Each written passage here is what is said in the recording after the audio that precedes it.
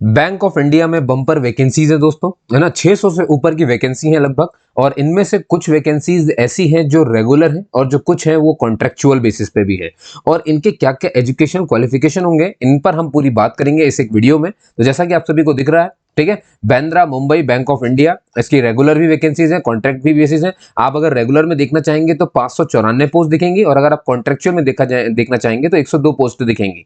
ठीक है, इसमें बहुत सारी पोस्ट खाली है, कहीं कहीं एक्सपीरियंस है, कहीं कहीं पे एक्सपीरियंस नहीं है, कहाँ बीटेक वाले अप्लाई कर सकते हैं, है ना, किसके लिए फीस है, किसके लिए फीस नहीं है ना, लास्ट डेट, आखिरी डेट, सब सब मतलब सब कैसे फॉर्म भरा जाएगा, ए टू जेड सब बात करेंगे। सर सिलेक्शन प्रोसेस क्या है, आपके सामने यहाँ पे दिख रहा होगा, मैंने थोड़ा सा लिख के रखा है। ठीक है, और सर कई लोग को तो दिक्कत होती है, सर ये फेक है कि ओरिजिनल है, तो मैं आपको सब कुछ बता देता हूँ अभी थोड़ी देर के लिए, जरा 2 मिनट सुनिएगा मुझे। सिलेक्शन प्रोसेस कैसा होगा, ऑनलाइन टेस्ट हो भी सकता है और नहीं भी हो सकता है। ठीक है, तो इस पर भी मैं बात करूंगा कि अगर हो गया तो सर कैसे मेरिट बनेगी, तो हम कैसे सिलेक्ट होंगे, और सर अगर नहीं होता है ऑनलाइन टेस्ट तो फिर कैसे सिलेक्ट होंगे, कैसे शॉर्टलिस्ट होंगे। क्योंकि देखिए जीडीपीआई तो हर बार होगा, जीडीपीआई तो होना ये तय है, जो डिस्कशन बचेगा वो ऑनलाइन टेस्ट पे है। ठीक है, और ये बात इन्होंने अपने नोटिफिकेशन में साफ साफ कही है, मैं लेकर के भी जाऊंगा आपको उस लाइन पर जहां पे इन्होंने कहा है कि हम ऑनलाइन टेस्ट ले भी सकते हैं और नहीं भी ले सकते हैं। अगर लिया तो मेरिट लिस्ट, ऑनलाइन टेस्ट और इंटरव्यू। ठीक है, आपको याद रखना है कि जो आपका इंटरव्यू है वो करीब करीब 100 या 150 नंबर का करीब करीब आपका इंटरव्यू होगा।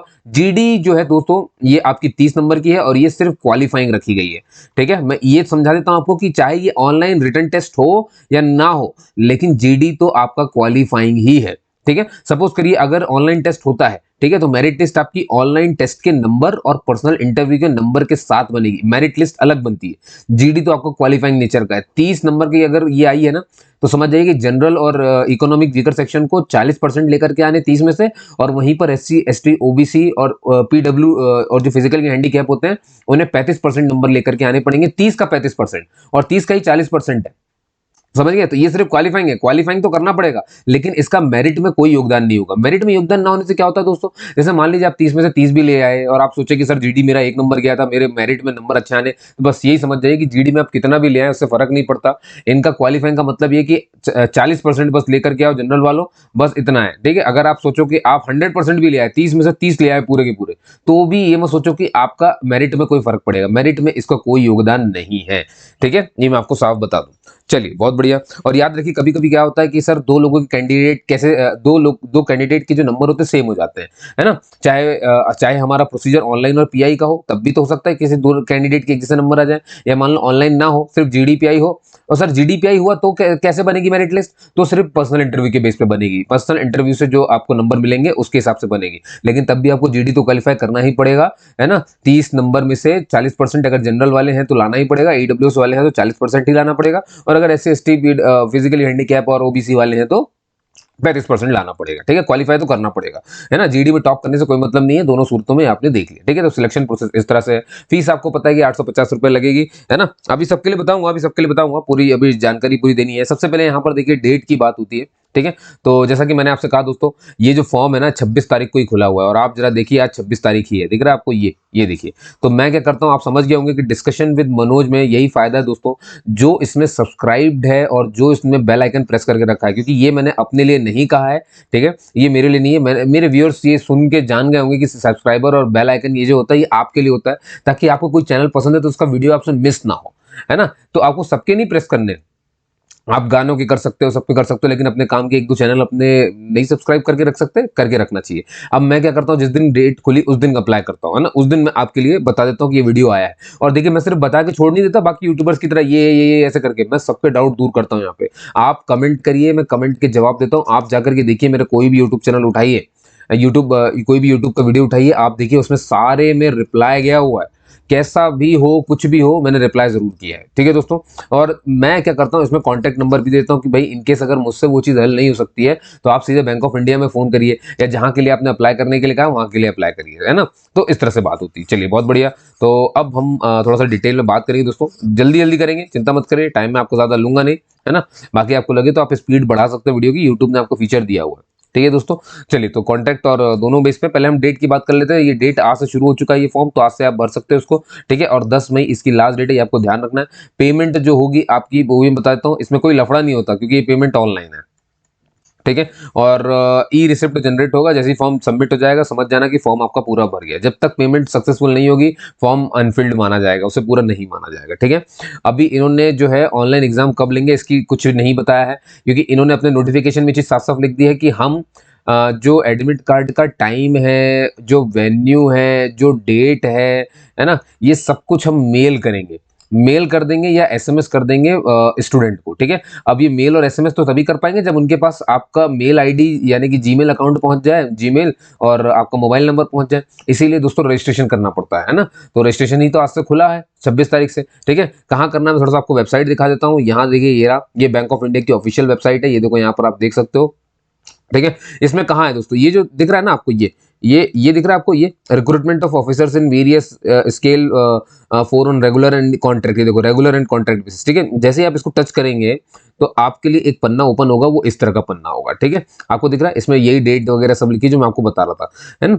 अब इसमें आप देखो कुछ लिंक दिखेंगे आपको, तो क्लिक लिंक, इसमें ये जो पहली वाली लिंक है ना, इससे आपको पूरा पीडीएफ ओपन हो जाएगा, जो पीडीएफ अपन पढ़ रहे हैं, जो पीडीएफ में सब कुछ है वो ओपन हो जाएगा, ठीक है। क्लिक, अब ये देखो ये जो बात के दो है ना, सेकंड और थर्ड वाले लिंक, इसमें क्या है कि रेगुलर बेसिस पे किसी की एलिजिबिलिटी बताई गई है और कॉन्ट्रैक्ट बेसिस पे सेकंड वाले में बताई गई है। तो किसी को अगर जानना हो, पढ़ना हो, तो मैं लिंक दे दूंगा, तो आप खुद से ही पीडीएफ डाउनलोड करके कॉन्ट्रैक्ट बेसिस पे जो एलिजिबिलिटी है, जो कॉन्ट्रेक्चुअल बेस की जो पोस्ट होंगी उसके लिए एलिजिबिलिटी जो भी होंगी वो इसमें दी हुई है। और जो रेगुलर बेस की जो एजुकेशनल क्वालिफिकेशन, एक्सपीरियंस है, जो भी जैसा भी है कि नहीं एक्सपीरियंस जो भी है, वो सब कुछ एनेक्जर 1 में दिया है, इसमें क्लिक करना पड़ेगा, ठीक है। और पूरे नोटिफिकेशन को पढ़ने के लिए इसमें क्लिक करना पड़ेगा, है ना। पहले ये पहले वाले में क्या है, ये पूरा नोटिफिकेशन तो है लेकिन इसमें एजुकेशनल क्वालिफिकेशन नहीं दी गई है, रेगुलर और कॉन्ट्रैक्ट बेसिस की, इनके लिए अलग अलग पीडीएफ बना दी गई है। तो ठीक है, मैं आपको सब बता दूंगा, आप चिंता मत करो। यहाँ तो मैं सब बताऊंगा, तो आपको देखने की जरूरत नहीं पड़ेगी, लेकिन इनकेस आपको चाहिए तो मैं आपको दूंगा, ये डिस्क्रिप्शन में सब दे दूंगा मैं। और ये है दोस्तों लास्ट वाला दिख रहा है अप्लाई ऑनलाइन, यहाँ पे दिख रहा है 26 से खुलेगा। तो आप देखो, मैं दिखा देता हूँ आपको, जैसे ही आपने इसमें क्लिक किया, ठीक है, ये देखो मैंने क्लिक कर दिया है। अब आपको दिख गया होगा कि एक पेज ओपन हो चुका है, ठीक है। ये वही वाला है जो आप सोच रहे थे, ठीक है। अब देखिए न्यू रजिस्ट्रेशन कहाँ, ये दिख रहा है यहाँ पर, click here for new registration, है ना, ये इसमें आपको क्लिक कर देना है, ठीक है। जैसे आप इसमें क्लिक करेंगे तो आपको दिख रहा होगा कि ये आपसे आपके जो है name, first name, confirm first name, दुनियादारी, मोबाइल नंबर, और देखो मेल आईडी दिख गई, ये देखो इसे कहते हैं रजिस्ट्रेशन, जहां पर आपका नाम मांगा जाए, आपका मोबाइल नंबर मांगा जाए और मेल आईडी मांगा जाए। तो ये बिल्कुल सही भरना, इसमें गलती करी तो ना ही आपको एडमिट कार्ड मिलेगा ना कुछ मिलेगा, ठीक है। और फिर ये यहाँ पर भर देना, और आखिरी में बस आपको कहाँ जाना है, ये देखो इधर कोने में दिख रहा है सेव एंड नेक्स्ट, सबमिट कर दोगे। इसके बाद क्या होगा, इसके बाद सीधे आपके मोबाइल फोन और जो आपने मेल आईडी यहाँ पे डाली है ना, उसमें एक रजिस्ट्रेशन आईडी आएगी और एक पासवर्ड आएगा, उसको लेकर के वापस आना, है ना। ये भर दिया आपने, तो अब क्या करना है, इसको भरने के बाद 7 नेक्स्ट करने के बाद आपको रुकना है 5-10 मिनट, मेल चेक करना और मोबाइल चेक करना है, मैसेज आ गया होगा, उसमें रजिस्ट्रेशन आईडी होगी और पासवर्ड होगा। उसको क्या करोगे, उसको लेकर के एक सेकंड, है ना, ये देखो ये सॉरी बोल दिया इसने, क्योंकि बैक हो गया ना, मैं बैक हो गया तो दिक्कत देगा वो, ठीक है। तो आप इसको हटा दो, कोई दिक्कत नहीं है, आप इसमें वापस से क्लिक करो वापस से क्लिक करो, ये देखो फिर से पीडीएफ खुलेगा, कोई दिक्कत नहीं दोस्तों। फिर से हम क्लिक पे ऑनलाइन क्लिक करेंगे, अब देखो वापस से खुल गया पेज, है ना। अब आपको दिख रहा है, अब आपको न्यू रजिस्ट्रेशन नहीं करना है, अब आपने रजिस्टर, देखो लिखा है log in for already registered candidate. तो अब यहाँ पर आपको जो मोबाइल या मैसेज में या मेल में जो रजिस्ट्रेशन नंबर आया वो यहाँ लिखना, जो पासवर्ड आया वो यहाँ लिखना, ये सिक्योरिटी कोड इसमें डाल देना, सबमिट कर देना।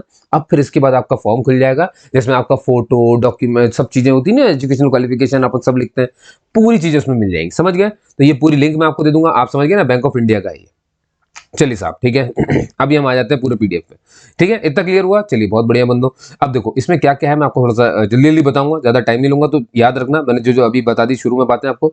सबसे ज्यादा पोस्ट देखिए, वैसे तो इसमें बहुत सारी पोस्ट है, लेकिन जो सबसे ज्यादा पोस्ट है, सबसे ज्यादा जो पोस्ट आपको दिख रही होंगी वो क्रेडिट ऑफिसर की दी होंगी, मैंने मार्क करके रख दिया, मैंने पूरी पीडीएफ पढ़ ली आपकी, ठीक है।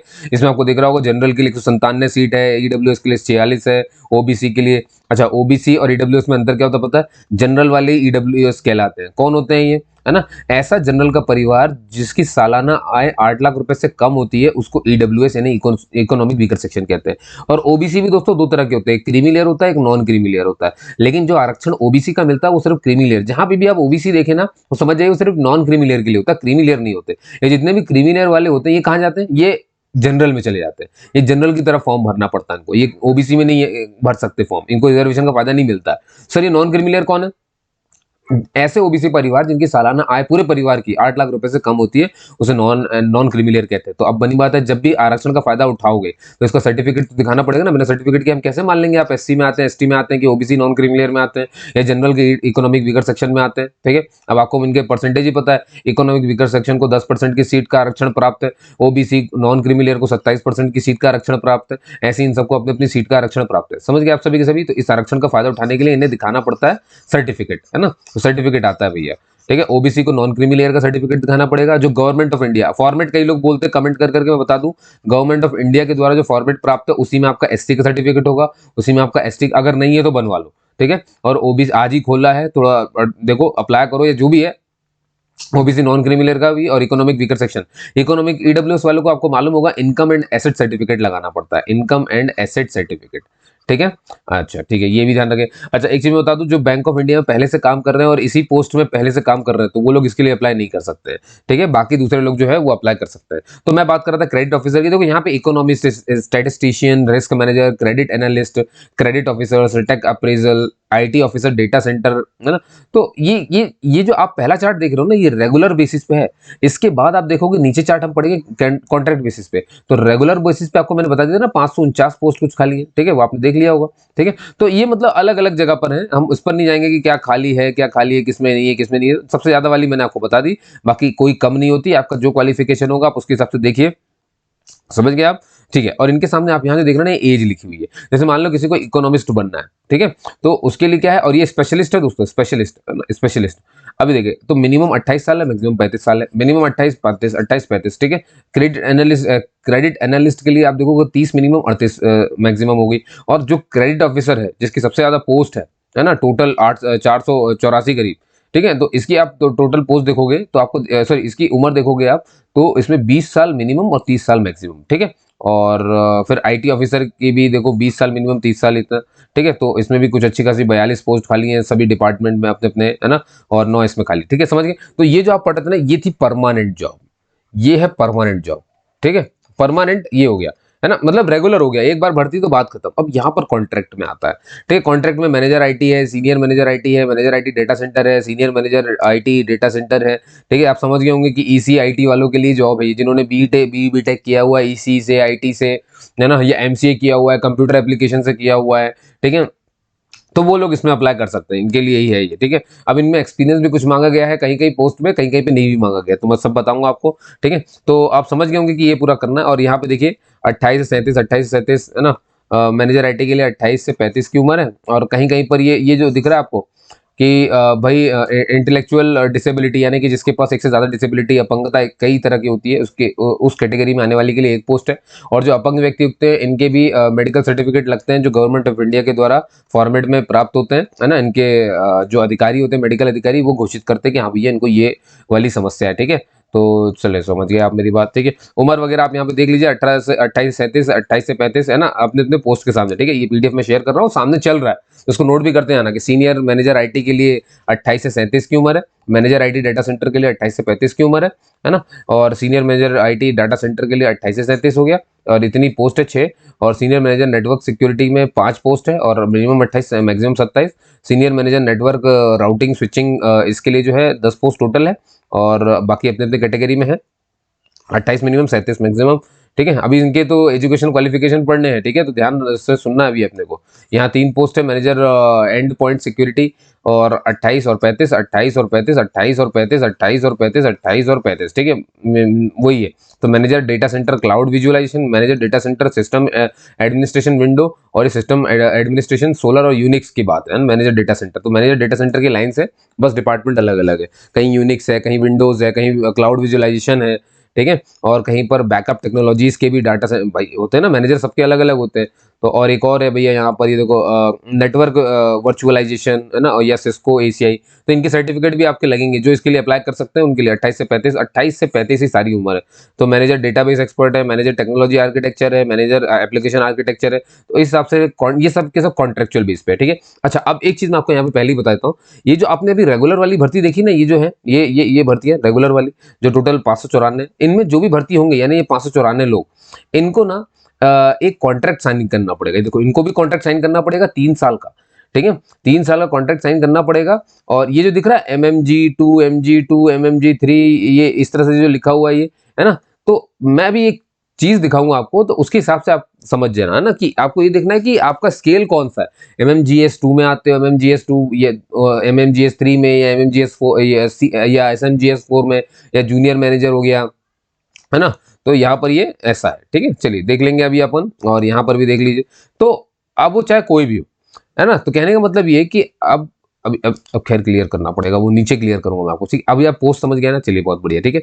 और इसमें कुछ भी नहीं लिखा हुआ है अभी, है ना। और यहाँ पर देखिए, अब आप जहां पर भी देखते हैं JMGS, इसका मतलब होता है जूनियर मैनेजमेंट। M का मतलब हर जगह मैनेजमेंट है, जो बीच वाला M है ना, उसका मतलब मैनेजमेंट है, ठीक है। यहाँ पर J का मतलब जूनियर रहेगा, M का मतलब मिडिल रहेगा, M का मतलब मिडिल रहेगा, और S का मतलब शुरू में सीनियर रहेगा, ठीक है। G का मतलब हर बार ग्रेड है, तो मैनेजमेंट और ग्रेड, ठीक है। और आखिरी वाला स्केल, तो मैनेजमेंट ग्रेड स्केल, ठीक है। मैनेजमेंट ग्रेड स्केल, और बाकी जूनियर, मिडिल और सीनियर। समझ गए आप सभी के सभी, बहुत बढ़िया, है ना। और तो ये स्केल प्ले है इनके, मतलब कितना पे मिलेगा इनको, तो जो भी जितनी भी पोस्ट आपने देखी है, ठीक है। अब ये यहाँ पर देखना ध्यान से कि रेगुलर पोजीशन में अलग बात है ना। और यहाँ देखो जरा, MMGS2 और MMGS3, ठीक है। अब यहाँ पर भी तो MMGS2 और MMGS3 है, मतलब रेगुलर में भी MMGS2 और MMGS3 है, और कॉन्ट्रेक्चुअल पोजीशन में भी MMGS2 और MMGS2, यानी कि मिडिल मैनेजमेंट आपका ग्रेड स्केल 2 ग्रेड स्केल 3।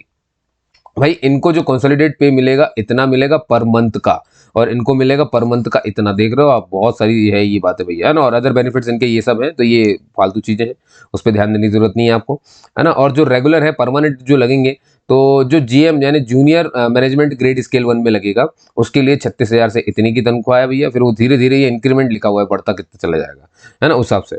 और MMGS2 की बात करें दोस्तों, तो यहाँ 50,000 से इतना, और 50,000 के आसपास होगा, फिर इतना होगा, फिर बढ़ता जा रहा है, फिर इतना है, दुनियादारी है ना, बहुत सारी चीजें, ठीक है। खैर ये तो खैर सैलरी की बात होगी, क्या है भाई, नौकरी बहुत बड़ी बात है, नौकरी लग जाए वो जरूरी है, ठीक है। अब यहाँ पर देखिए, इनने बोला है एलिजिबिलिटी क्राइटेरिया क्या है ना। इनने बोला है कि जो भी हो, आप जो भी डॉक्यूमेंट्स यहाँ पर हमें ऑनलाइन फॉर्म में बताएंगे, आप जब भरेंगे ना वहाँ पे कि आपका वर्क एक्सपीरियंस ये रहा है, आपने एजुकेशनल में ये किया है ना, ये जो भी आप भरेंगे, तो इसके डॉक्यूमेंट होंगे। आपका कास्ट, आपकी कैटेगरी, समझ गए, तो ये सब डॉक्यूमेंट आप भरेंगे ऑनलाइन एप्लीकेशन में, ठीक है। जब आप वो जो भी आप एप्लीकेशन का जिक्र करेंगे, जो भी जैसे 10th 12th ग्रेजुएशन, कहीं काम किया है किसी बैंक में 3 साल 4 साल 5 साल 7 साल 8 साल, ठीक है, वो पूरी बातें समझ गए ना। तो वो सब कुछ जो भी आप वहां पर मेंशन करेंगे ऑनलाइन एप्लीकेशन में, वो समझ जाइए कि वो सारे डॉक्यूमेंट आपको ओरिजिनल लेकर के जाने पड़ेंगे, ठीक है। अच्छा एक चीज याद रखिए, कभी भी ना रिटन एग्जाम में, यानी फर्स्ट स्टेप जो होती है हमारी फॉर्म भरने के बाद रिटन एग्जाम, तो मैंने आपको कहा ना, यहाँ पर ऑनलाइन टेस्ट हो भी सकता है और ऑनलाइन टेस्ट नहीं भी हो सकता। अगर हो गया तो फिर तो ना ओरिजिनल ले जाने की जरूरत है, ना ही इसकी फोटोकॉपी ले जाने की जरूरत है, क्योंकि तब तो सिर्फ आपको पहले पेपर देना है, क्योंकि पेपर देने के समय कोई चेक नहीं करता। पेपर देते समय क्या लेकर के जाना पड़ता है हमें, भाई हमारा एडमिट कार्ड होना चाहिए, है ना। एडमिट कार्ड हो गया एक तो, और एक हमारा ओरिजिनल फोटो आईडी, ठीक है। और फोटो आईडी में वही नाम होना चाहिए जो हमारा एप्लीकेशन और एडमिट कार्ड में हमें मिला है, ठीक है। डेट ऑफ बर्थ और मतलब सब कुछ उसमें वैसे ही होने, तो हमें एक एडमिट कार्ड, एक ओरिजिनल आईडी, या वो चाहे लाइसेंस हो, वोटर आईडी हो, आधार हो, कुछ भी हो सकता है, और उसी आईडी की एक फोटोकॉपी, ठीक है, उसी आईडी की एक फोटोकॉपी लेकर के जाना पड़ता है, ठीक है। अब आप समझ गए होंगे, है ना। चलिए बहुत बढ़िया, तो इतनी सारी कुछ बातें लगती हैं। खैर अभी हम यहाँ पर आते हैं अपने, तो ये कह रहे हैं कि अगर रिटर्न हुआ तो आपको ये सब लेकर के जाने की जरूरत नहीं है। लेकिन मान लो कि इनकेस अगर इनका मैनेजमेंट ये निर्णय लेता है कि हम जो है रिटर्न नहीं करवाएंगे, हम सीधे जो है GD करवाएंगे और PI करवाएंगे, ठीक है। तो अब इसका मतलब ये हुआ कि अब आप अगर आप GD PI में डायरेक्ट जा रहे हो, शॉर्टलिस्ट करेंगे। अब ऐसे में शॉर्टलिस्ट कैसे करेंगे, आपके 10th 12th एजुकेशनल और वर्क एक्सपीरियंस को देखते हुए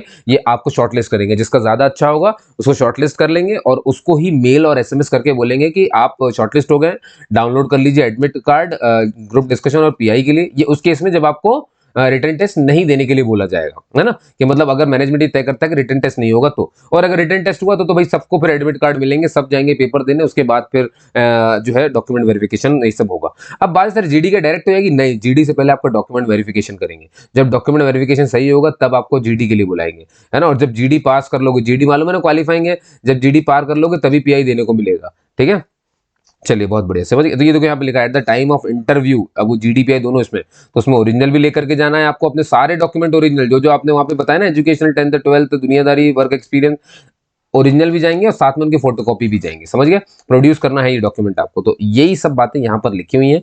अगर अब याद रखना, यहाँ पर कुछ चीजें मैंने आपको बता दी कि आपकी कैटेगरी चेंज नहीं की जाएगी। जो भी जनरल या SC ST आपने भर दी एक बार, तो है ना, कोई भी चीज बदली नहीं जाएगी। अगर एक बार ऑनलाइन एप्लीकेशन रजिस्ट्रेशन हो चुका है, खत्म हो जाएगा मामला, ठीक है। और देखिए भाई, यहाँ पर बहुत सारे लोग अप्लाई कर सकते हैं, इंडिया, नेपाल, भूटान के, और कुछ अफ्रीकन कंट्रीज के भी, Pakistan, Burma, Sri Lanka, east African जैसे जाम्बिया, मालेवे, जायरे, इथियोपिया, इनके भी अप्लाई कर सकते हैं, युगांडा, केन्या के। लेकिन शर्त ये है कि ये कैंडिडेट ये कहें कि भैया हम परमानेंट सेट होने जा रहे हैं इंडिया में, और परमानेंट सेट होने जा रहे हैं, ये कौन ये बोल देंगे तब मानेंगे? नहीं, इस बात की सर्टिफिकेट ऑफ एलिजिबिलिटी दी जाएगी, और ये देगा गवर्नमेंट ऑफ इंडिया। तो मतलब गवर्नमेंट ऑफ इंडिया जब इनको प्रमाणित कर देगा कि यही रहेंगे, कहीं छोड़ के नहीं आएंगे, तभी वो इस फॉर्म को भर सकते हैं, ठीक है। और ये तो मैंने आपको बता दिया कि रेगुलर बेसिस पे तो इसको क्लिक करो, कॉन्ट्रेक्चुअल बेसिस पे समझ जाओ तो इसको क्लिक करो, ठीक है। अब यहाँ पर देखिए कि भाई जो डिग्री है आपके पास ग्रेजुएशन की, वो कितनी कितनी होनी चाहिए। हालांकि भी और अच्छे से पढ़ेंगे, लेकिन फिर भी सुन लीजिए। आप जहाँ पर भी देखेंगे, कहीं पर भी अगर डिग्री या एजुकेशनल डिग्री बात हुआ है, तो जनरल और AWS के लिए इतना है कि 60% आपकी डिग्री मिनिमम होनी चाहिए। और अगर आप SC ST OBC physically handicap है तो 50% आपकी डिग्री होनी चाहिए। भाई अगर किसी का CGPA में मामला चल रहा है, तो CGPA नहीं लेते हैं ये लोग परसेंटेज लेते हैं। तो जब आप एप्लीकेशन भरने जाएंगे, तो वहां पर CGPA नहीं भरना है, ये मैं आपको बार बार बोल रहा हूँ। CGPA को किसी फॉर्मूले के द्वारा परसेंटेज में कन्वर्ट करिए। सर ये फॉर्मूला कहाँ मिलेगा? ये आपके कॉलेज वाले बताएंगे, जिस यूनिवर्सिटी से आप पा रहे हो वो बताएंगे। और जिस भी फॉर्मूले के तहत उन्होंने CGPA को परसेंटेज में कन्वर्ट किया है, उस चीज का आपको सर्टिफिकेट लेकर के आना पड़ेगा, है ना, कि इस फॉर्मूले के तहत हमारी यूनिवर्सिटी के। अब ये कहाँ मिलेगा? आपको कुछ नहीं करना, आपको अपने सिर्फ कॉलेज जाना, उनको बोलना है कि सर इसको परसेंटेज में कर दो, और जो भी फॉर्मूले से आप कर रहे हो उसका एक जो है सर्टिफिकेट मुझे दे दीजिए सर, क्योंकि मुझे फॉर्म भरना है। समझ गए? बहुत ईजी है, कोई बड़ी बात नहीं। चलो बहुत बढ़िया साहब, ठीक है।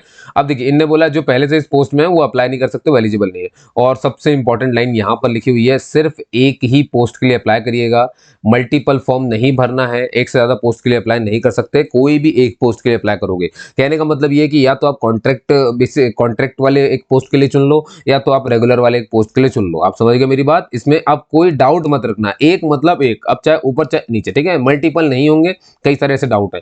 भाई जो छूट मिलती है उम्र में, वो मिलेगी मिलेगी, ठीक है। SC और ST को हमेशा से 5 साल की छूट मिलती है। ये OBC नॉन क्रीमी लेयर को 3 साल की, है ना। और अगर कोई क्या कहते हैं फिजिकली हैंडीकैप है तो 10 साल की, है ना। और जो एक्स सर्विसमैन होते हैं उन्हें 5 साल की मिल जाती है, लेकिन उनका ये रहता है कि भाई एटलीस्ट 5 साल उन्होंने कहीं ना कहीं सर्विस की हो, है ना, ये सब होता है। और जो दंगे से अफेक्टेड हैं 1984 के, वो उनको भी 5 साल की छूट मिलेगी अगर वो भर रहे हैं तो, ठीक है। अब तो बस यही बात इसमें लिखी है। अब देखो, जिनको भी एज का, भाई ये आरक्षण वाला मामला है ना पूरा, अगर ये पूरा डब्बा आरक्षण का है, क्योंकि हम आपको छूट दे रहे हैं, है ना। आप ये देखो, SC ST को तो उसमें डिग्री में भी छूट दी गई है, मालूम है, 55% कहा गया है कि 55% होना चाहिए। तो ये जितनी भी छूटें मिलती हैं, चाहे मार्क्स में मिले, चाहे एज में मिले, है ना, ये एज वाली बात थी। तो इसके लिए क्या दिखाना पड़ेगा? सर्टिफिकेट। तो सबमिट करना पड़ेगा सर्टिफिकेट। सर कब करना पड़ेगा? जब GDPI के लिए बुलाया जाएगा तब, ठीक है। सर GDPI के लिए डायरेक्ट बुलाया गया तो भी दिखाना है। मान लो रिटर्न टेस्ट हुआ तब तो नहीं दिखाना है आपको, है ना। रिटर्न टेस्ट अगर क्वालिफाई कर गए और फिर जब GDPI के लिए बुलाया जाएगा तब आपको दिखाना पड़ेगा। चलो बहुत अच्छे, आप समझ गए मेरी बात, ठीक है। और बाकी इसमें फिजिकली हैंडीकैप के लिए बताया गया। फिजिकली हैंडीकैप में एक चीज बस बता दूं आपको, ये सब यहाँ पे लिखा है कि हियरिंग वाला कितना होना चाहिए। डीफ का मतलब होता है कि person having 70 decibel hearing loss, मतलब 70 डेसिबल उसकी हियरिंग लॉस है, ठीक है। और इंटेलेक्चुअल मैंने बता ही दिया आपको क्या होता है, ठीक है। और बेंचमार्क, इनका कहना है कि उसी हैंडीकैप को ये आरक्षण का फायदा मिलेगा जो कम से कम 40% अपंग है। कम से कम 40% तो अपंग होना ही चाहिए, इससे कम नहीं होना चाहिए। इससे ज्यादा हो जाए तो भी चलेगा, इससे कम नहीं होना चाहिए, ऐसा कहती है, ठीक है। और जो भी आप, और इनके लिए डिसेबिलिटी का सर्टिफिकेट लगता है जो गवर्नमेंट ऑफ इंडिया देती है, ठीक है। और याद रखिए, जो भी फिजिकली हैंडीकैप है वो अपने लिए स्क्राइब यानी अपने लिए सहायक रख सकते हैं, और खुद के कॉस्ट पे रखेंगे, उनके उसमें से आएगा, ठीक है। और ये बता दूं कि ऐसा स्क्राइब होना चाहिए जो आपसे कम पढ़ा लिखा हो, खुद से आंसर ना कर रहा हो, ठीक है। एक अंडरटेकिंग भी आपको साइन करनी पड़ेगी वहां पर ले जा करके, ये उसमें सब रहता है, अंडरटेकिंग में सब साइन करते हैं कि ये खुद से आंसर नहीं करेगा, मैं ही इसको इंस्ट्रक्ट करूंगा तो आंसर कर रहा होगा ये, ठीक है। कहीं पर भी अगर ये पाया गया ना कि ये खुद से आंसर कर रहा है, आप समझ जाओ आप 2 साल के लिए बैन हो जाओगे, ठीक है। तो ऐसा काम मत करना, मैं बार बार बोल रहा हूँ। चलिए, और इसकी पढ़ाई लिखाई आपसे कम होनी चाहिए, ये मैंने आपको बता दिया, ठीक है। और बस ये देखो, ये EWS के लिए मैंने बताया ना, इनकम बिलो 8 लाख रुपए होनी चाहिए, ऐसे ही होता है। ये देखो, इनको इनकम एंड एसेट सर्टिफिकेट दिखाना पड़ता है। चलते आइए चलते आइए। अब ये पन्ना बड़ा इंपॉर्टेंट है, इसमें लिखा हुआ है सिलेक्शन प्रोसीजर, जो मैंने आपको पहले ही बता दिया, ठीक है, कि ऑनलाइन टेस्ट हो सकता है। अब ये देखो और लिखा है ना, तो इसका एंड और का मतलब क्या है? एंड लगा दिया मतलब कि प्लस कर दिया, यानी कि ऑनलाइन टेस्ट भी होगा, GD भी होगा। अब ये देखो, फिर एंड लगा दिया। एंड का मतलब हो सकता है कि फिर GD के बाद हम पर्सनल इंटरव्यू ले, वैसे पर्सनल इंटरव्यू तो दोनों में ही है ना, इसी में है बस। और ठीक है, यानी कि या तो ऑनलाइन टेस्ट होगा या तो ऑनलाइन टेस्ट नहीं होगा, ठीक है, लेकिन ये दोनों तो आपके रहेंगे ही रहेंगे, समझ गए। बाकी इसमें भी चेंज हो सकते हैं, वो फिर वो एडमिट कार्ड के ऊपर है, आप अपनी तैयारी करेंगे, मैं आपको पहले बता दूं, ये हमारा मुद्दा नहीं है दोस्तों, ठीक है। ये इस पर बहस नहीं होगी कि सर ये क्या होगा क्या नहीं होगा, अरे भैया आप तैयारी करो, आपको पता है कि मैंने आपको सब कुछ बता के रखा है, ठीक है। चलिए ठीक है, आप समझ गए।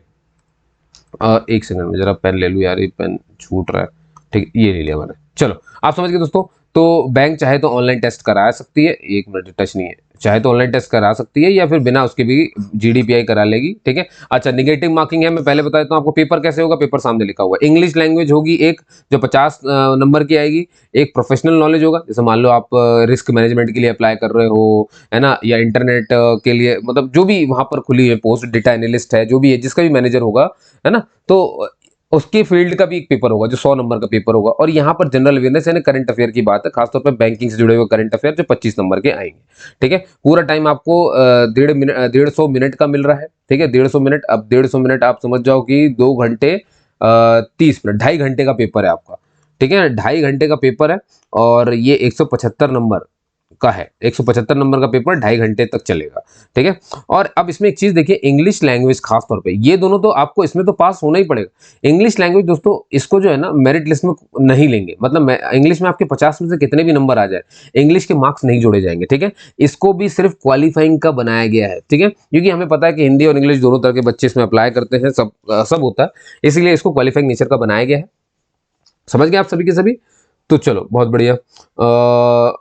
और यहाँ पर मैंने लिख के रखा है एजुकेशनल मार्क्स और एक्सपीरियंस पर। अच्छा देखो, अब जैसे मैंने बताया ना आपको, अगर ऑनलाइन टेस्ट नहीं लिया तो फिर जीडीपीआई तक कैसे पहुंचेंगे, जैसे कि आपके एजुकेशनल के मार्क्स कितने, एक्सपीरियंस कितने, उस पर आपको शॉर्टलिस्ट करेंगे, फिर जीडीपीआई के लिए बुलाएंगे। और जब भी जीडीपीआई के लिए बुलाएंगे तो आपको डॉक्यूमेंट लेकर के जाने, ओरिजिनल भी और फोटोकॉपी भी। अब आप समझ गए होंगे मेरी बात, ठीक है। अच्छा अब देखिए इंटरव्यू सर, है ना सर, जीडी तो आपने बता दी कि 30 नंबर की है। जीडी कितने नंबर की है दोस्तों, ये 30 नंबर की है। इंटरव्यू जो पर्सनल इंटरव्यू ये 100 नंबर का दोस्तों, और ये मेरिट में आएगा, इसको मेरिट में काउंट करेंगे। अब इसमें जितने ज्यादा नंबर आप मेरिट में उतने आगे, 30 को मेरिट में काउंट नहीं किया हुआ है, ठीक है। ऑनलाइन टेस्ट को मेरिट में काउंट किया हुआ है, ठीक है। तो मतलब अगर ऑनलाइन टेस्ट हुआ तो इसको और इसको जोड़ करके मेरिट बनेगी, और अगर ये नहीं होता है तो सिर्फ इंटरव्यू यानी 100 नंबर के बल पर आपकी मेरिट बनेगी। लेकिन हर हाल में आपको जो है जीडी तो निकालनी पड़ेगी, है ना। 30 नंबर की जीडी है, जनरल वालों को 40% लाना है 30 में से, और बाकी सभी को 35% लेकर के आने हैं, ठीक है। ये मैंने आपको बता दिया, देखो यहीं पे ये सब लिखा हुआ है, देखो सब सब मैं आपके लिए पूरा करके बैठा हूँ, समझ गए ना। तो इंग्लिश लैंग्वेज दोस्तों इस पेपर में क्वालिफाइंग रहेगा, ठीक है, सिर्फ क्वालिफाइंग है, इसमें क्वालिफाई होना ही होना होगा आपको। चलिए भैया, और ये सब मैंने आपको बता दिया है कि सब है। पेनल्टी आपको मालूम है 1/4 नेगेटिव मार्किंग है दोस्तों, याद रखना, गलत मार्क मत कर देना वरना 1/4 नंबर कट जाएंगे आपके। चलिए ठीक है।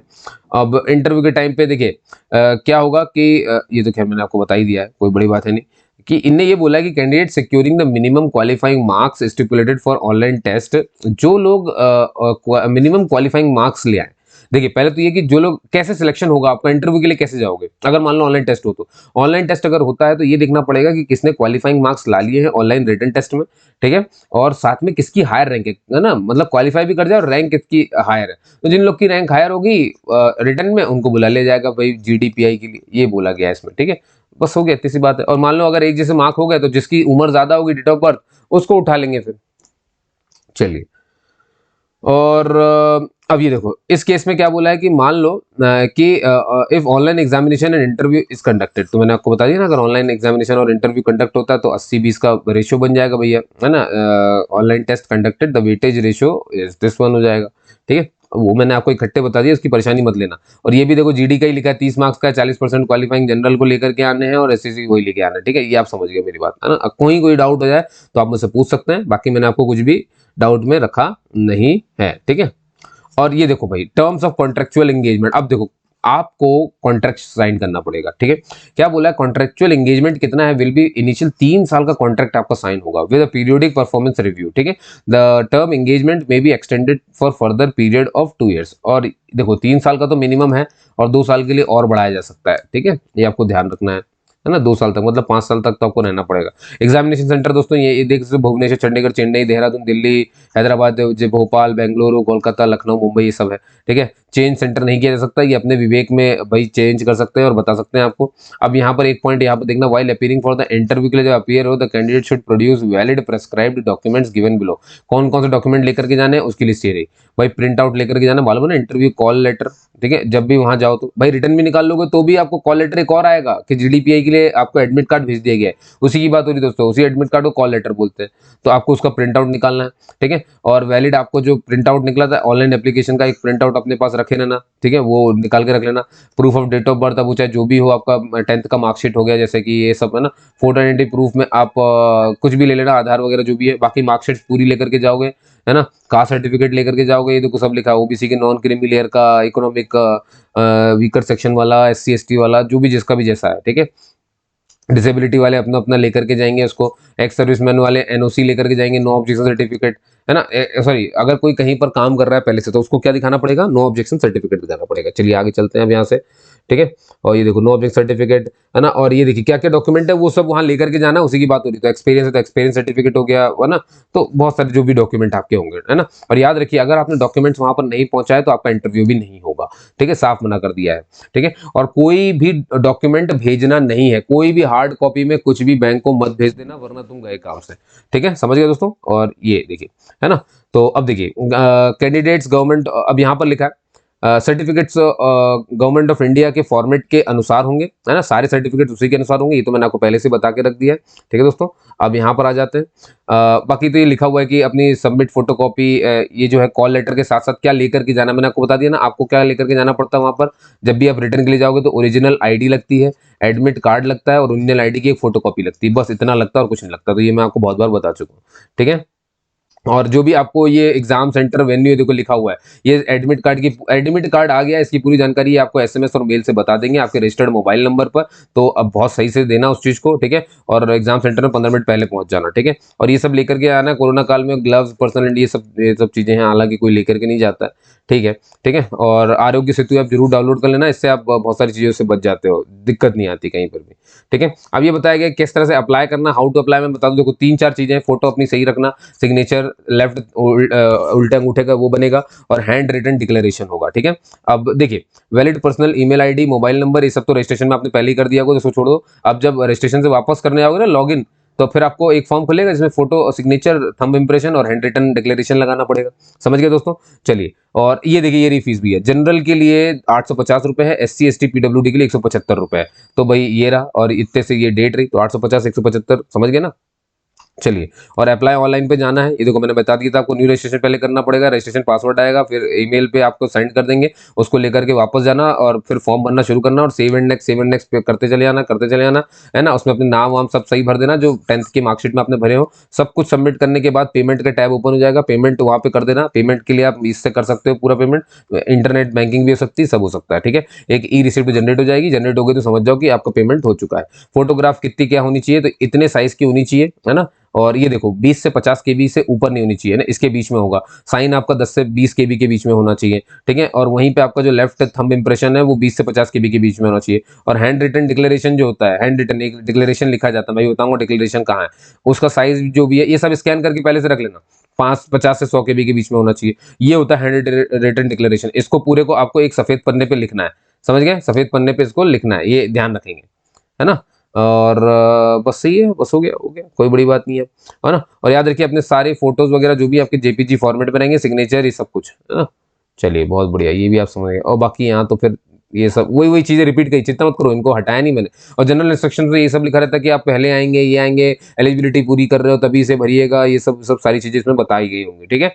और अभी मैं बताऊंगा आपको एजुकेशन क्वालिफिकेशन के बारे में, कॉल लेटर वगैरह ये सब मैंने आपको बता दिया कि वेन्यू एड्रेस ये सब आपको बता देंगे, आपको जैसे ही आएगा मैं भी खुद बता दूंगा आपको, ठीक है। अब सिक्योरिटी डिपॉजिट है दोस्तों, देखो रेगुलर बेसिस पे जो लोग भी सिलेक्ट हो रहे हैं, खासतौर पे जूनियर मैनेजमेंट में, मिडिल मैनेजमेंट में, मिडिल मैनेजमेंट में, सेकंड और थर्ड वाले, और इससे ऊपर वाले, देखो जूनियर वाले तो इतने 1 लाख का जो है 3 साल तक आपको ये पैसे जमा करने हैं, आपको ये पैसे आपके जेब से जाएंगे, 2 लाख इनको, और जो तीसरे वाले पे है स्केल पे है उनको 3 लाख, इनको इतने पैसे जमा करने हैं दोस्तों, ठीक है। 3 साल तक आपको वहां पे मिनिमम रहना ही पड़ेगा, तो ये बॉन्ड की तरह समझ जाओ, बॉन्ड ये रेगुलर वालों के लिए, रेगुलर वालों के लिए, ठीक है। जो कॉन्ट्रेक्चुअल बेसिस वाले हैं उनको तो क्या दोगे, उनको तो वैसे ही है ना, कॉन्ट्रैक्ट वाला है ना, उनको तो वैसे भी, ठीक है। अब ये दोस्तों ये है वो सर्टिफिकेट, जिसको जैसे देखना हो तो यहाँ पे देख सकता है कि शेड्यूल कास्ट के लिए और SC ST के लिए ये फॉर्म है, पूरा भरना है, इसका प्रिंट आउट आप निकाल लेना, मैं PDF आप दे दूंगा, ठीक है, इस तरह से आप निकाल सकते हो पूरा, है ना। और यहाँ पे देखोगे ये OBC के नॉन क्रीमी लेयर के लिए, तो इसको वो भर देंगे, है ना। और ये आपका income and certificate, asset certificate, ये ईडब्ल्यूएस वालों के लिए हो गया,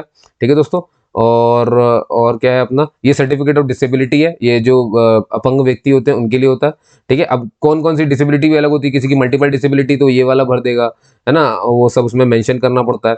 चलिए ठीक है, मैं आपसे समझ गया। और ये भी सर्टिफिकेट डिसेबिलिटी है दूसरी तरीके की, तो वो सब अपने हिसाब से देख लोगे आप, ये पीडीएफ में आपको शेयर कर दूंगा, ठीक है। तो ये आप समझ गए दोस्तों। चलिए अब हम चलते हैं अगले में, ठीक है। अब इससे पहले जरा मुझे 2 मिनट दीजिए, तो मैं क्या है ना कि इसकी बैटरी लो हो रही है और मैं चाहता नहीं दोस्तों कि इसकी बैटरी लो हो जाए और ये किसी भी हालत में बंद हो जाए, ठीक है। तो कभी कभी ऐसी दिक्कत हो जाती है, आप लोग भी समझते होंगे, आपको भी असुविधा हो रही है, उसके लिए मैं माफी चाहता हूं दोस्तों। लेकिन आपको पता है कि इससे भी ज्यादा जरूरी अभी यही है ना। आप 2 मिनट मुझे दीजिए, मैं जल्दी से कनेक्ट करके, है ना, कभी कभी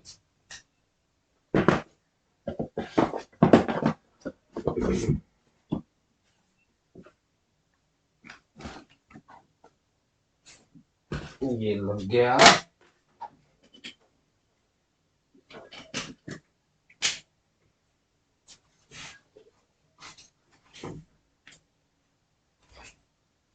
चलिए,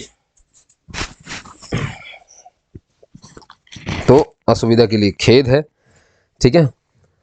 कभी कभी ऐसा हो जाता है दोस्तों, पर ये बहुत ज़रूरी था कि ये जो है चार्ज भी होता रहे, बंद हो जाता तो आपको इतना बड़ा जो वीडियो था इंपॉर्टेंट वो रह जाता। ठीक है दोस्तों, अब आ जाइए, हम बात करने वाले हैं जो एलिजिबिलिटी क्राइटेरिया है किसका, रेगुलर बेसिस का, उस पर, ठीक है। तो रेगुलर बेसिस पे जो जो बातें हैं वो हम सब करने वाले हैं, ठीक है। अरे ये क्या पेन ले रहा हूँ भाई। चलिए, सबसे पहले हम बात कर लेते हैं इकोनॉमिस्ट में, ये रेगुलर वाली पहले हम बात करेंगे, ठीक है। ये मिडिल वाला है, 2 वैकेंसी है, 28 से 35 की उम्र है।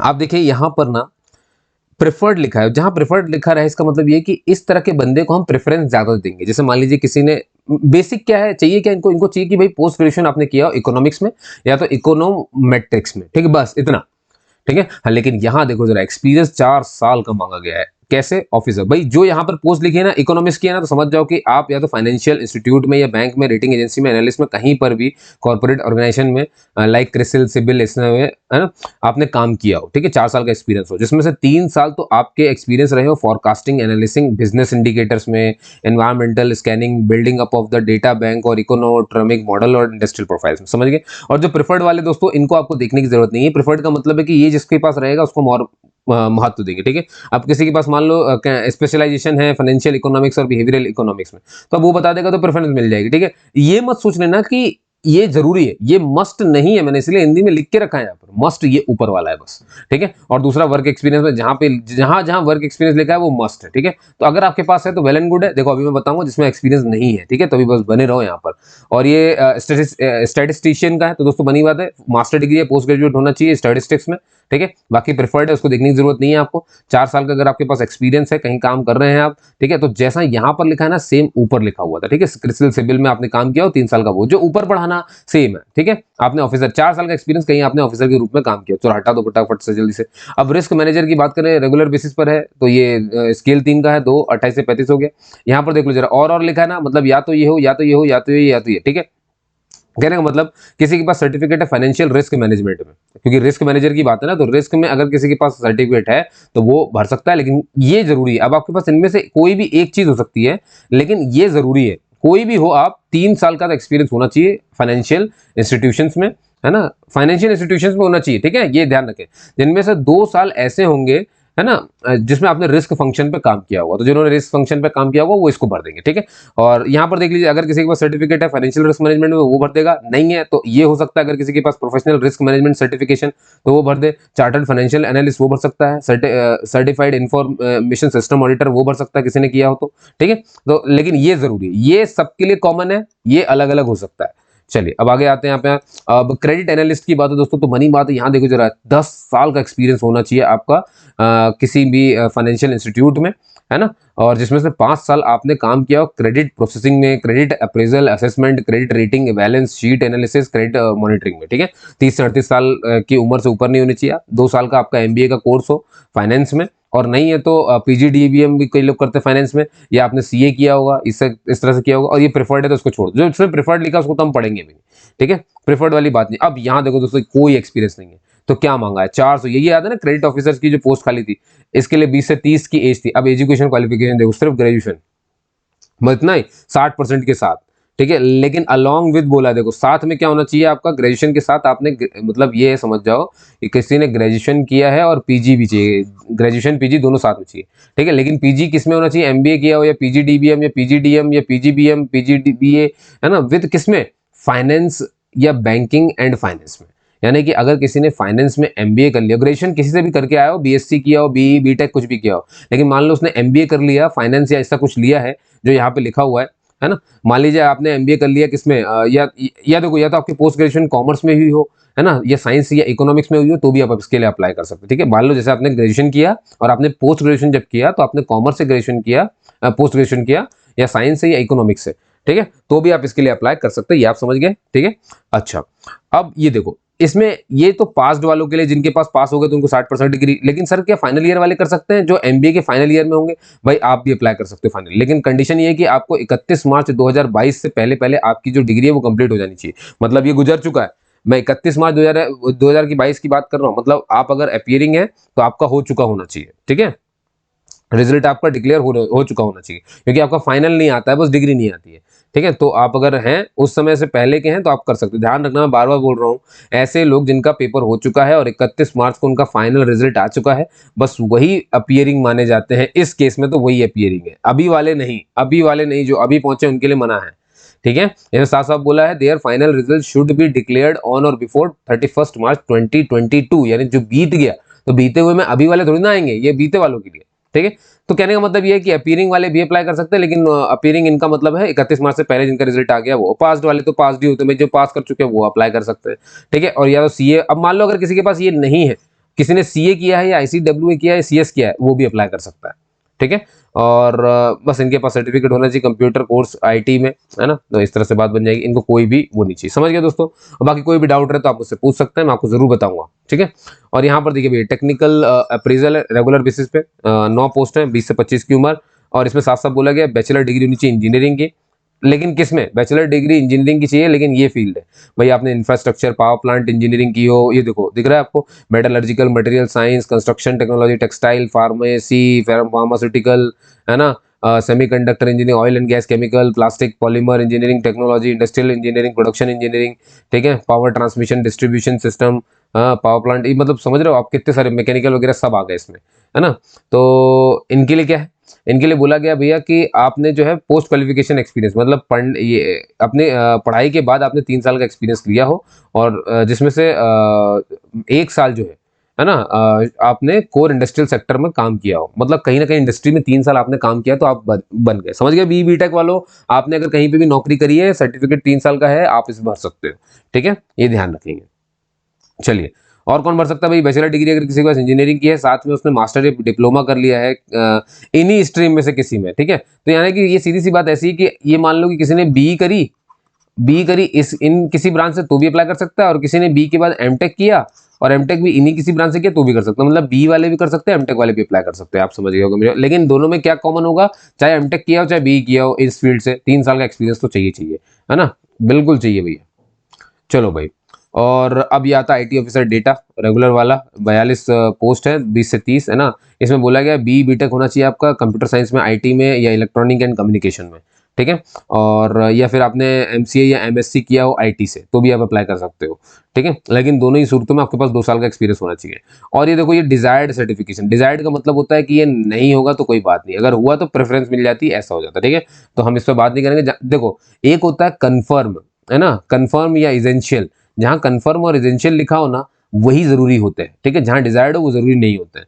तो आप समझ गए ना, बी बीटेक वाले ये कर सकते हैं, लेकिन 2 साल का एक्सपीरियंस उनका होना चाहिए एप्लीकेशन डेवलपमेंट में, कोडिंग में, टेस्टिंग में, मेंटेनेंस ऑफ एप्लीकेशन सॉफ्टवेयर, है ना, जिसमें से अब 2 में से 1 साल तो कम से कम आपने डिजिटल चैनल को हैंडल करा हो, internet banking, mobile banking, IP UPI sorry, है ना, किसी भी रेप्यूटेड ऑर्गेनाइजेशन में, जैसे कि बैंकिंग से आईटी या फिनटेक कोई कंपनी हो तब। और ये स्पेसिफिक स्किल्स है, ये आप पढ़ेंगे ताकि आपको मालूम चले कि क्या क्या आपसे मांगा गया है यहाँ पर, ठीक है। ये कोई जरूरी नहीं है, जो ऊपर लिखा था ये जरूरी था, और यहाँ पर सिर्फ इतना जरूरी था, डिजायर्ड लिखा है ये जरूरी नहीं था, आप समझ गए मेरी बात। चलिए, बहुत बढ़िया।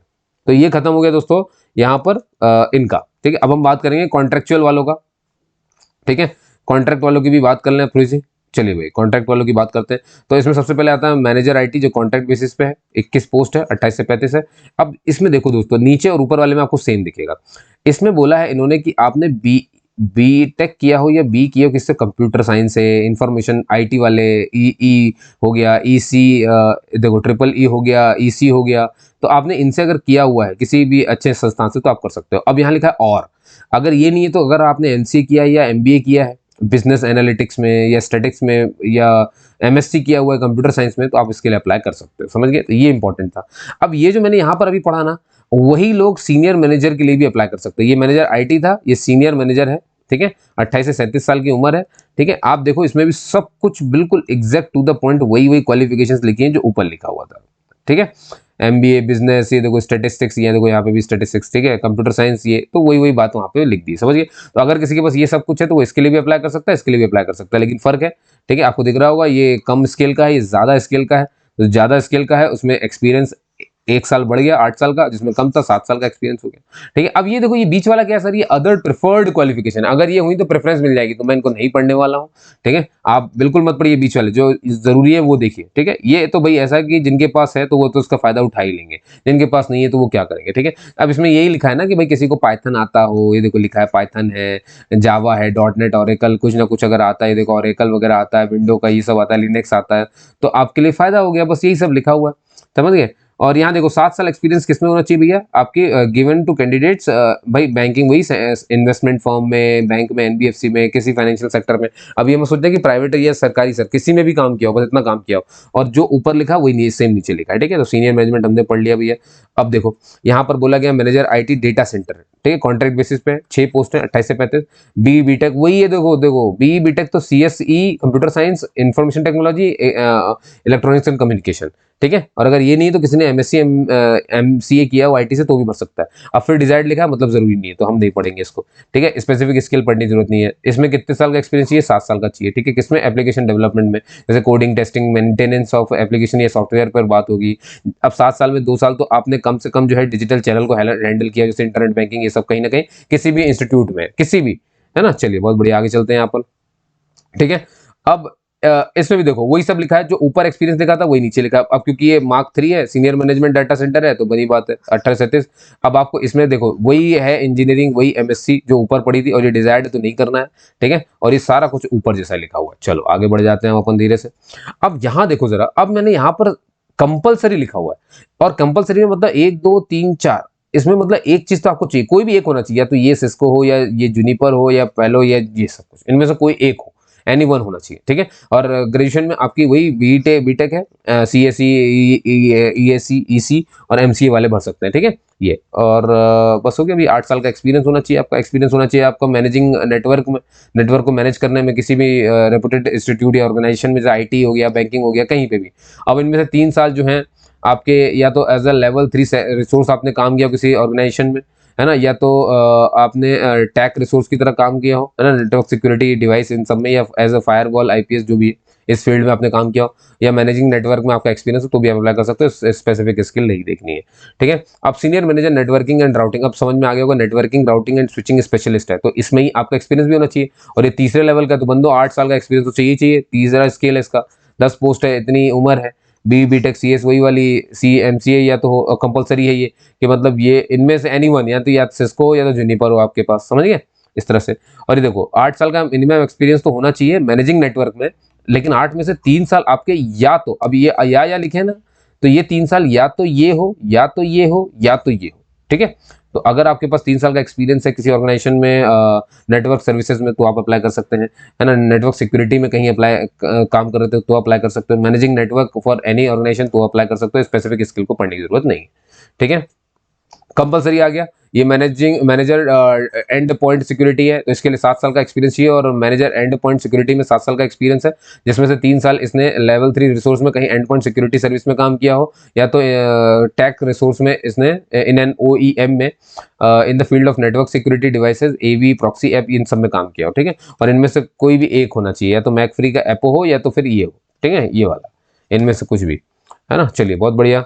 अब नीचे आ जाते हैं हम दोस्तों, धीरे धीरे जल्दी जल्दी करते हैं 8 से 35। और ये अब देखो यहाँ पर जो पोस्ट लिखी है ना, जैसे डाटा सेंटर किसका, सिस्टम एडमिनिस्ट्रेशन यूनिक्स। अब बनी बात है, आपको जो 7 साल का एक्सपीरियंस दिखाना पड़ेगा वो यूनिक्स में ही दिखाना पड़ेगा, ठीक है। और उसमें से 3 साल तो कम से कम आपने किसी के यहाँ सिस्टम एडमिनिस्ट्रेशन में यूनिक्स में काम किया हो, या फिर टेक रिसोर्स अगर आप ओएम में रहे, किसी ऑर्गेनाइजेशन में लेवल 3 रिसोर्स पे थे तो ये चाहिए, और किसी ओईएम में थे टेक रिसोर्स के रूप में तो सिस्टम ऑर्गेनाइजेशन यूनिक्स चाहिए, ठीक है। इसमें स्पेशल स्किल की जरूरत नहीं है, और कंपलसरी सर्टिफिकेट में ये सब चाहिए। और देखो बी बीटेक तो वही है दोस्तों, एमसीए भी वही है, ठीक है। 6 पोस्ट है, वही बात हो रही है। चलिए अब इसमें देखो बी बीटेक सीएससी ईएससी के लिए खुला है, वो एमसी के लिए खुला है, ये हो गया, ये है भैया डाटा। अब ये कौन सा है, ये विंडोज के लिए, सिस्टम एडमिनिस्ट्रेशन विंडोज। अब इसको भी 7 साल का चाहिए, लेकिन विंडोज में चाहिए। अब इसके 7 साल में से 3 साल एक्सपीरियंस कहीं लेवल 3 ऑर्गेनाइजेशन, किसी ऑर्गेनाइजेशन में, इसको देखते हुए बीता हो, ठीक है। और बाकी इसमें कुछ भी नहीं मांगा गया है ना। और कंपलसरी में मतलब एनीवन बोला है, तो या तो ये या तो ये या तो ये, ठीक है। तो वो देख लेना है आपको। चलिए बहुत बढ़िया, ठीक है। अब यहाँ पे आओगे तो आपको data centre cloud visual virtualisation, तो आपने मैनेजिंग डेंस वर्चुअलाइजेशन एनवायरनमेंट में 7 साल का एक्सपीरियंस, उसमें 3 साल आपका लेवल 3 रिसोर्स के तौर पे किसी ऑर्गेनाइजेशन में system administration VM ware V center में काम किया हो, या तो अगर आप टेक रिसोर्स हैं किसी ओईएम में काम करें तो आपने वीएम वार और वी सेंटर में काम किया। स्पेशल स्किल की जरूरत नहीं है, कंपलसरी मतलब यही चाहिए, है ना, वीवीआर सर्टिफिकेट टेक्निकल प्रोफेशनल। और बी बीटेक आपने इससे किया हो, जो सब में है वही चल रहा है। 60% के साथ होना चाहिए जनरल का, और 55% के साथ होना चाहिए एससी एसटी का, जो सबके लिए है वही क्या वही चल रहा है, ठीक है। चलिए साहब, और आ जाते हैं यहाँ पर अब आप दिखेगा ये manager data storage and backup technology. तो आपका 7 साल का एक्सपीरियंस किसमें होगा, स्टोरेज एंड बैकअप टेक्नोलॉजी में, जिसमें से 7 साल में 3 साल आप या तो अगर किसी ऑर्गेनाइजेशन लेवल 3 रिसोर्स में है तो आपने स्टोरेज में एडमिनिस्ट्रेशन में काम किया हो 3 साल लगभग, और कहीं आपने इन द फील्ड ऑफ नेटपैक भी ऐसे काम किया तो भी आप अप्लाई कर सकते हैं, ठीक है दोस्तों। और सर्टिफिकेट ये देखो एनीवन, या तो ये या तो ये तो ये एमसीए होना चाहिए, है ना आपका, या तो बी बीटेक सीएसआईसी से तो 28 से 35 साल, और ये आप भर सकते हैं, ठीक है दोस्तों। अब आता है यहाँ पर देखो मैनेजर बोला है data net centre network virtualisation SDN Cisco, ये तो बनी बात है, अगर सिस्को लिखा तो सिस्को में आपका सर्टिफिकेट हो, है ना, डाटा सेंटर सर्टिफिकेशन आपके पास होना चाहिए। इनमें से कोई भी एक होना चाहिए, कंपलसरी है, कोई भी एक हो, या एमसीए किया हो और एमसीए किया हो साथ में, या एमसी नहीं किया तो आपने बी बीटेक किया उसमें। 28 से 35 साल, 4 पोस्ट है, 7 साल का एक्सपीरियंस चाहिए। किसमें चाहिए होगा, बनी बात है नेटवर्क वर्चुअलाइजेशन में। देखो तो इनने बोला कि आपने नेटवर्क में ही कहीं काम कर लिया हो तो बहुत बड़ी बात है, और साथ में से 3 साल आपने कहीं नेटवर्क सर्विस की प्रोवाइड की हो, सिस्को एएसआई में काम किया हो, मतलब एज अ, है ना, समझ गए होंगे आप मेरी बात, जिन्होंने किया होगा उनको पल्ले पड़ रहा होगा, ठीक है। अब देखिए यहाँ पर बी बीटेक भी चाहिए, सीएसआईटी से चाहिए 60% जनरल वालों के लिए, 55% बाकियों के लिए, या एमसीए होना चाहिए। लेकिन इसके साथ एक चीज कंपलसरी है, वो है Oracle certified associate and Oracle certified professional certification, preferably in the recent version of Oracle 12C इतने में, ठीक है। ई सर्टिफिकेशन चाहिए। 5 पोस्ट है, 28 से 35, और मैनेजर डेटाबेस एक्सपर्ट है, सेकंड क्लास में आता है, 7 साल का एक्सपीरियंस चाहिए डेटाबेस मैनेजमेंट पे, ठीक है। और बाकी कुछ भी नहीं बोला, तो ये तो छोड़ दो इसको। चलो भाई यहाँ आ जाओ दोस्तों, है ना, और ये लास्ट पन्ना है ठीक है, इसके बाद खत्म। तो ये मैनेजर टेक्नोलॉजी आर्किटेक्चर है, और ये 2 पोस्ट है, आपको दिख रहा है 3 पॉइंट प्रेफर्ड है इसमें, यानी ये वाला ये वाला ये वाला, ठीक है। तो इनको आपको ध्यान नहीं देना है, प्रेफर्ड जो है वो ध्यान नहीं देना है। बी बीटेक अगर एमसीए किया हुआ है ना, तो किससे बी बीटेक, सीएसआईटी से, ईसी से, इन सबसे जिनसे आपने किया है वो आप अप्लाई कर सकते हो, ठीक है। लेकिन 7 साल का एक्सपीरियंस चाहिए ही चाहिए, तब भी 7 साल का एक्सपीरियंस चाहिए, और साथ में से आपने 2 साल कम से कम आईटी आर्किटेक्चर के रूप में काम किया हो, खासतौर पर बैंकिंग, फाइनेंशियल या इन सब में। और आखिरी हमारा दोस्तों मैनेजर एप्लीकेशन आर्किटेक्ट में, ये भी सारे कॉन्ट्रैक्ट बेसिस पे थे। 2 पोस्ट 28 से 35 हो गई। बी बीटेक आपने सीएसआईटी या ईसी या इनसे में किसी में किया हो, ठीक है। और देखो बाकी प्रेफर्ड जो लिखा है ना, मेरे को क्यों नहीं पढ़ रहा, क्योंकि इनको प्रेफरेंस मिल जाएगी भाई। अगर किसी ने पोस्ट ग्रेजुएशन की हुई है तो उसको प्रेफरेंस मिल जाएगी, एमबीए किया तो प्रेफरेंस मिलता है, इसको क्या पढ़ दोस्तों, ठीक है। उससे मतलब ही नहीं है प्रेफरेंस। अब जिसके पास है तो है, जिसके पास नहीं है तो फिर क्या मतलब, ठीक है। तो अगर आपके पास है तो देखो आपको प्रेफरेंस मिल गई है, तो ये मत सोचेगा कि मैं पढ़ नहीं रहा उसको, क्योंकि उसकी जरूरत नहीं है, ठीक है। और इसमें भी देखो 7 साल का एक्सपीरियंस चाहिए चाहिए, है ना आपका, और किसी भी आईटी फील्ड में, और 7 साल में से कम 2 साल आपने architecture function banking sector, financial sector में देखा हो, ठीक है दोस्तों। तो उम्मीद करता हूं साथियों कि आपको ये बात समझ में आ गई होगी, है ना। और इसीलिए मैंने कहा है आपको कि अब देखिए इसमें कुछ भी चेंज आएगा ना, मान लो कि नोटिफिकेशन में कोई बदलाव आ गया है, जो भी जैसा ही बदलाव आया, तो सबसे पहले मैं ही होऊंगा, आपको डिस्कशन विद मनोज में इसको बता रहा हूँ, है ना। इसीलिए दोस्तों इस चैनल को सब्सक्राइब करके रखिए, ताकि आपको फायदा मिले। ऐसा ना हो कि मैं वीडियो बनाऊं और 1 महीने बाद मिले, 1 महीने बाद इसका कोई मोल नहीं होता है। मैंने एक वीडियो बनाया था बेसिल का, मैंने वीडियो कितने सारे बनाए हुए हैं ना, लेकिन मैं क्या देखता हूँ कि उनकी डेट निकल गई, और आज लोग उस पर कमेंट करके मुझसे पूछ रहे होते हैं, सर क्या मैं ये कर सकता हूँ वो कर सकता हूँ। तो मुझे बड़ा बुरा लगता है कि बताइए डेट निकल गई, अब मैं इस बच्चे को क्या जवाब दूँ, है ना, इससे क्या बोलूं, समझ रहे हैं आप मेरी चीजें। तो बस दोस्तों इसीलिए थोड़ा सा नोटिफिकेशन चेक करते रहा करें जब मैं डालता हूँ, है ना। डेली एक वीडियो आता ही है, सुबह ही आ जाता है या दोपहर तक में आ जाता है, ठीक है। तो थोड़ा सा तैयार रहें, है ना। नहीं हो तो कभी कभी डिस्कशन विद मनोज यूट्यूब पे सर्च करके पहुंच जाया करो, है ना। क्या होता है कि आपको कभी कभी नोटिफिकेशन जैसे मान लो नहीं पता चला, बहुत सारे नोटिफिकेशन होते हैं, तो आप सर्च करके वहां पे पहुंचा करो और देखा करो सबसे पहला वीडियो क्या डला हुआ है, और खोल करके देखो उसको। कहीं ऐसा तो नहीं कि इसके लिए मैं अप्लाई कर सकता हूँ, नहीं कर सकता हूँ। समझ गए दोस्तों? ठीक है, जो भी जैसा भी है, आपका और समय बर्बाद नहीं करूंगा। आपने भी सुना, बहुत बहुत धन्यवाद। कहीं कोई भी डाउट है आप मुझसे पूछे, बेझिझक पूछे, मैं आपको जरूर बताऊंगा। ठीक है दोस्तों, आपने भी सुना उसके लिए बहुत बहुत धन्यवाद। जय हिंद, जय भारत, सुरक्षित रहिए, तब तक के लिए जय हिंद।